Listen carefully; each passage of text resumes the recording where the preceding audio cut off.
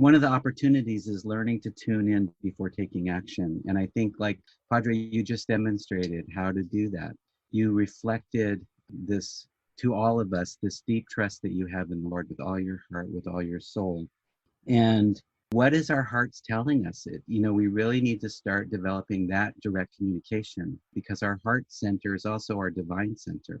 It's our high heart, it's our holy heart, it's the place where many of us have learned to bring the divine to live with us in our heart. And so we create a relationship of the heart temple, the heart space, through our meditations, through our prayer life, through even the way we live. We start surrendering that which is not the highest vibration, so that we can really maintain a vibration that is pleasing to the divine.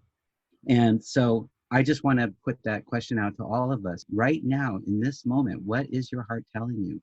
What are you learning to communicate back and forth through your prayer life, your heart life, your meditation life? Are you listening to the birds singing, being inspired? Are you letting your inner child out of the darkness and into the light to be instructive? Because I know from a fact, my inner child is so smart and has been the real reason why I've had any kind of success in life, because my child is innocent and my child is in love with being here. It doesn't get lost in the conditions of life. And I think just like anything that moves you, it gives you a different type of breath. It gives you a God breath.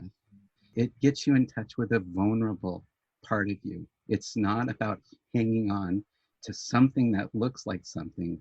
It's not about an opinion. It's not about a perception. It's really about a permission to just be, to be vulnerable, to be heart open, to really cry out to the heavens and say, hey, if it's your will, heal me. If it's your will, teach me. If it's your will, direct me. Direct my steps. Show me what to do. This is a passage here that I'd like to read. This says, those who are wise will shine like the brightness of the heavens, and those who lead many to righteousness like the stars forever and ever. Now, this is a quote from the book of Daniel. The book of Daniel was about the life of Daniel, who was a prophet, and he lived a long time ago. He was from Old Testament, and he and many of his clans people of the time were subject to a lot of revelation. They were subject to a lot of transformation. They were subject to a lot of change. And what got them through it is they never let go of their love for their life in God. Not ever. They were tempted, they were privileged, they were given many opportunities, they were even tormented, they were thrown into fire.